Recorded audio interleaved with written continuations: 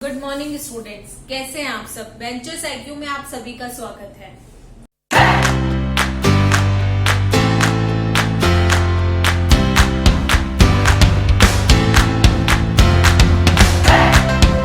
Ventures IQ की team student हर वो कोशिश कर रही है जिससे आपके कंसेप्ट इजी हो सके और क्लियर हो सके।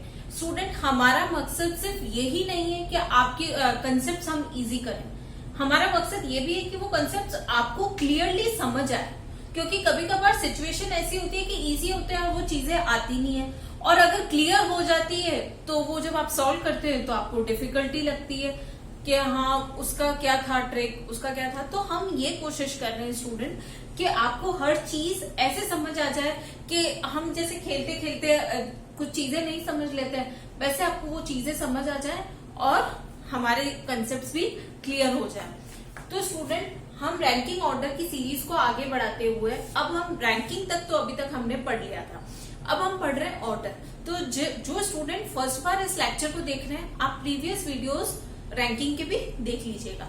अब ऑर्डर स्टूडेंट क्या कर रहे हैं, रैंकिंग में तो क्या था कि नंबर ऑफ स्टूडेंट जो भी थे वो फिक्स थे और हमें सारे स्टूडेंट जो थे वो ऑर्डर में जमे हुए होते भी थे, नहीं भी हो सकते थे, मतलब कुछ भी हो सकता था। अब रैंकिंग थी तो रैंकिंग में तो फर्स्ट सेकंड थर्ड के हिसाब से हो सकता है, पर अभी ऑर्डर में क्या होगा स्टूडेंट, जितने भी नंबर ऑफ स्टूडेंट्स हैं उनका ऑर्डर हमें दे रखा होगा या total number of student they रखे होंगे, मतलब कोई भी चीजें ऐसी दे सकते हैं उसमें जिसमें आप उसको अरेंज कर सके। इसमें रैंक का कोई कंसेप्ट अभी नहीं लग रहा है, ठीक है। तो अभी आप अगर रैंक का आपने नहीं भी पढ़ा है तो भी आप स्टूडेंट ऑर्डर वाला समझ सकते हैं, और ऑर्डर वाला बैंकिंग में भी आता है और SSC में भी पूछा जाता है। SSC में इसका जनरली 1 नंबर का एक क्वेश्चन आता है, इसलिए मैंने ये छोटे छोटे क्वेश्चंस लिए।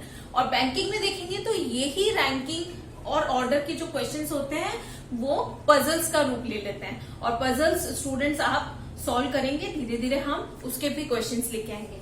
तो अभी पहले हम रैंकिंग एंड ऑर्डर का ये 4th पार्ट कंटिन्यू करते हैं। और स्टूडेंट, अभी जिन बच्चों को ऐसा लग रहा है कि हाँ ये क्वेश्चन हम सॉल्व कर सकते हैं, तो वो वीडियो को पॉज करके पहले क्वेश्चन सॉल्व करें।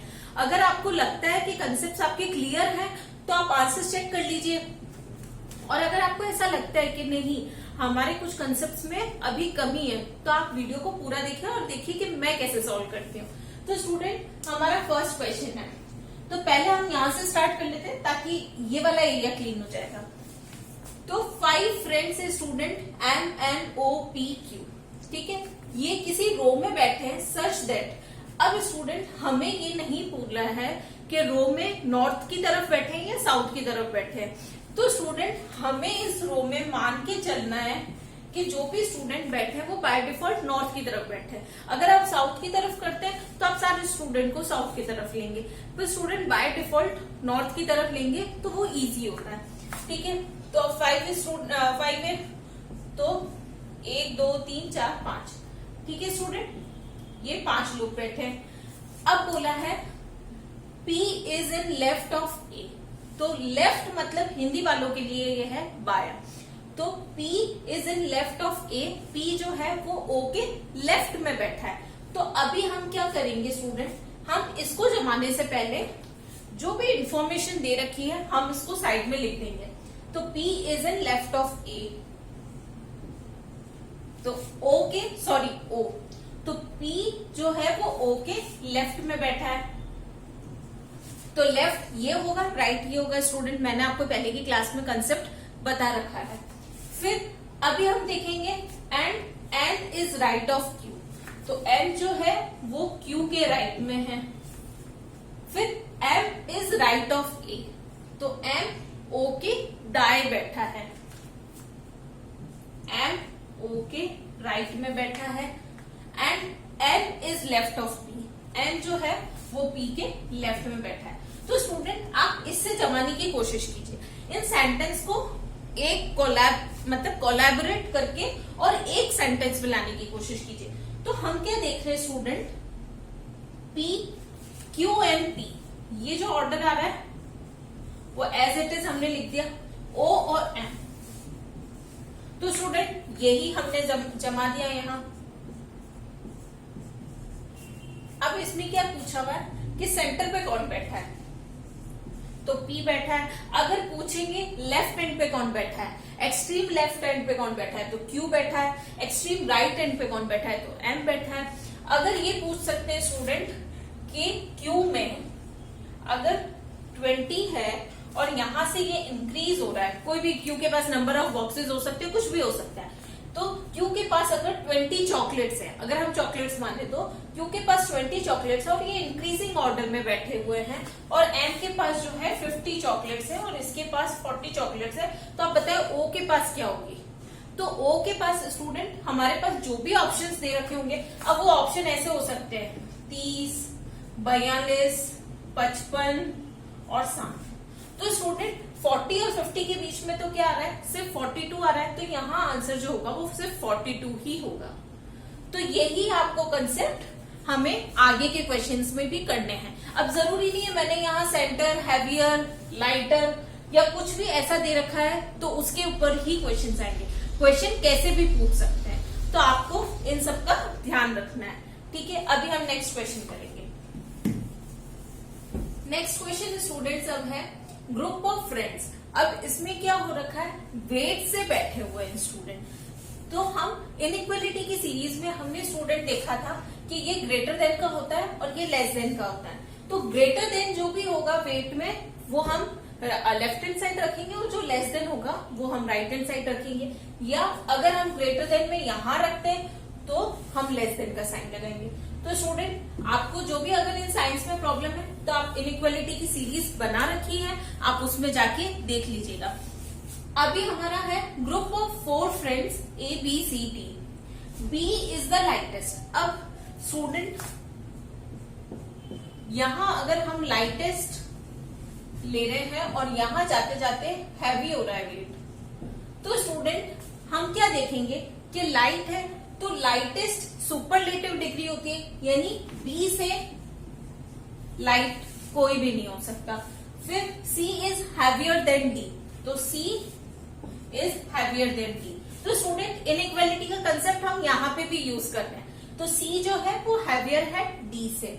फिर बट लाइटर देन A, तो A से लाइट है तो यानी C की ही बात हो रही है स्टूडेंट। तो A से लाइट है तो हम ऐसे लिख सकते हैं, या हम अलग लिख के फिर उसको मर्ज कर सकते हैं। पर स्टूडेंट आप हमेशा ये ध्यान रखिए C is heavier than D but lighter than A, तो वो C के बारे में बात हो रखी है।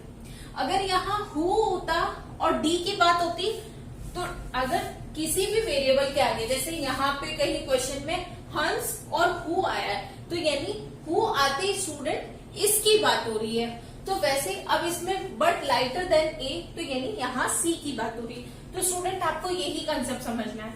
फिर हैवियर बताना है अब इसमें, तो A C D। अब जब हमने ये अरेंज कर लिया स्टूडेंट,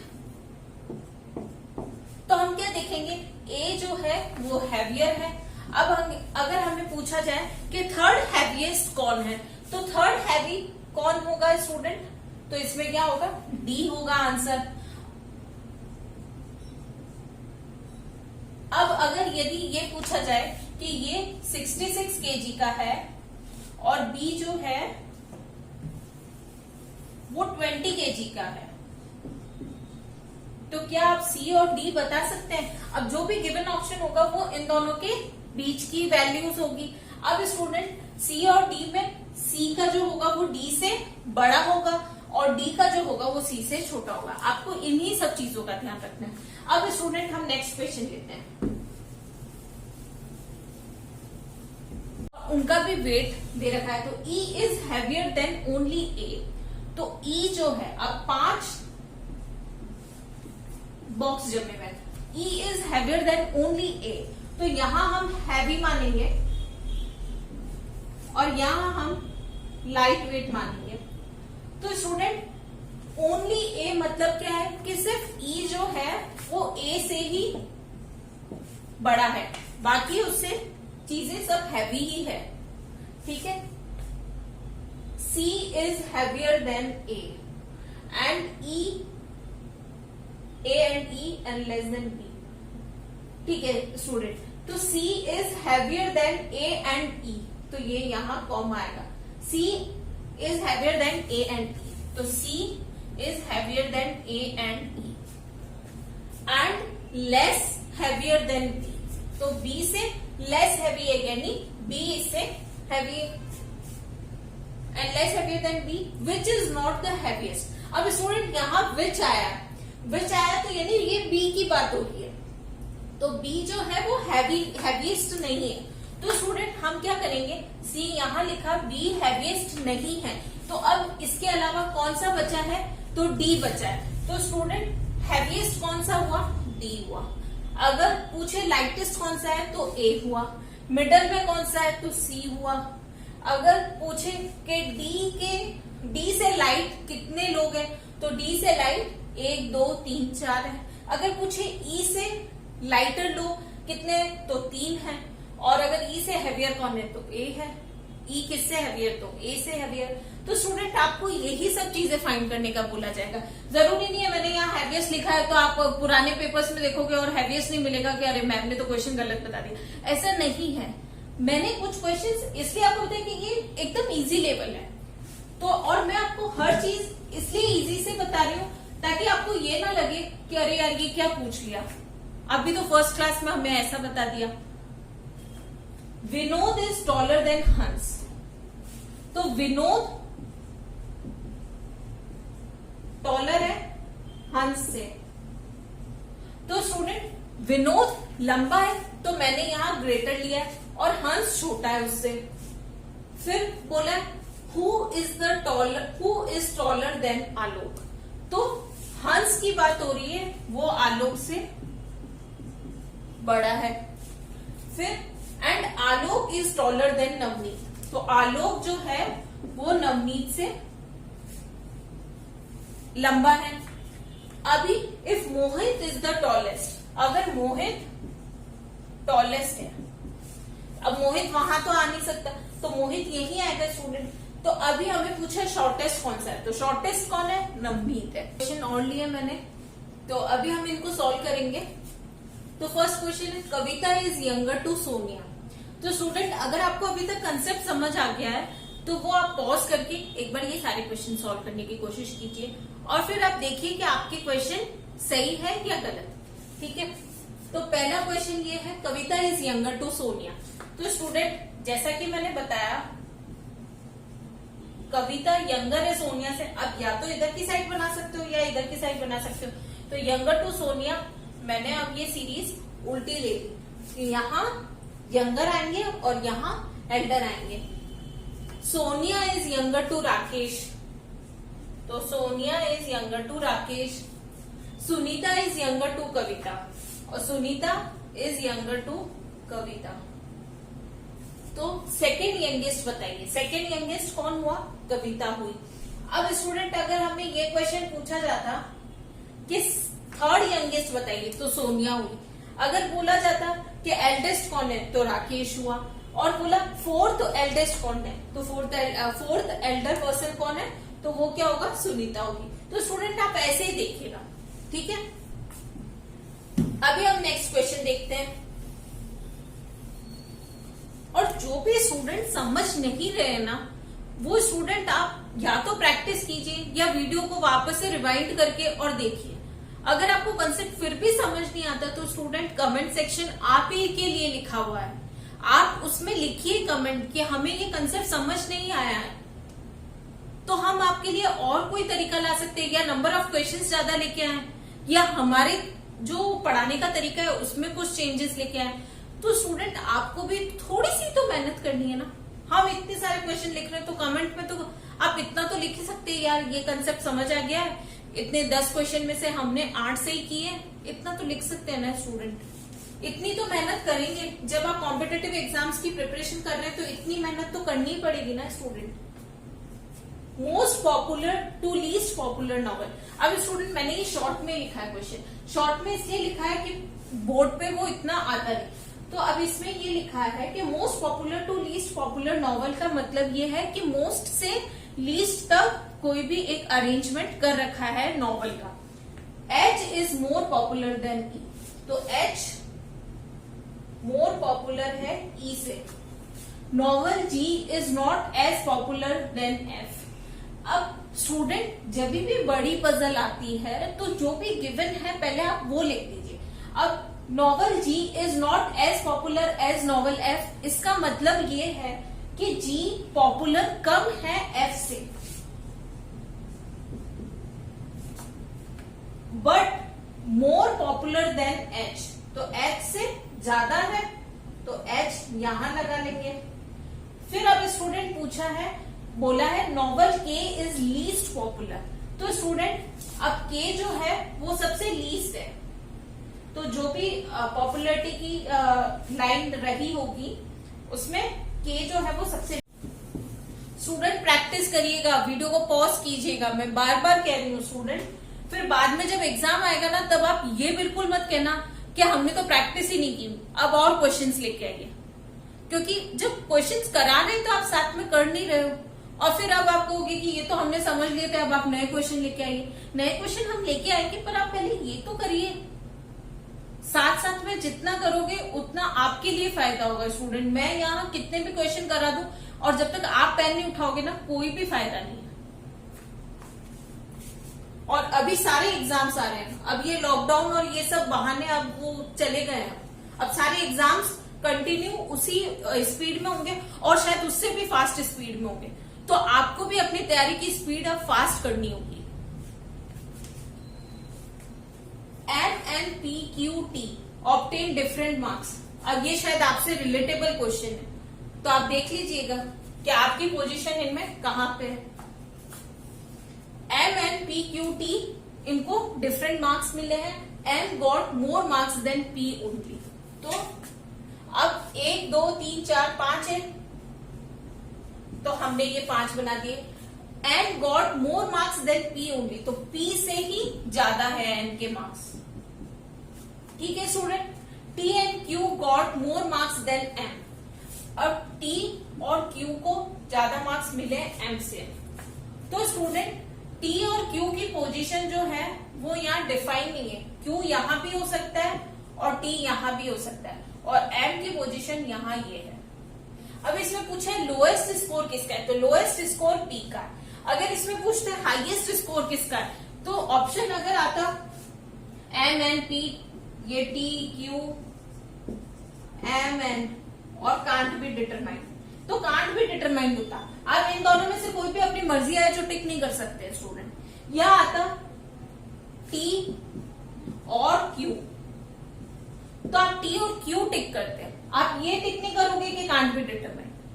तो स्टूडेंट आपको यही चीजें देखनी है।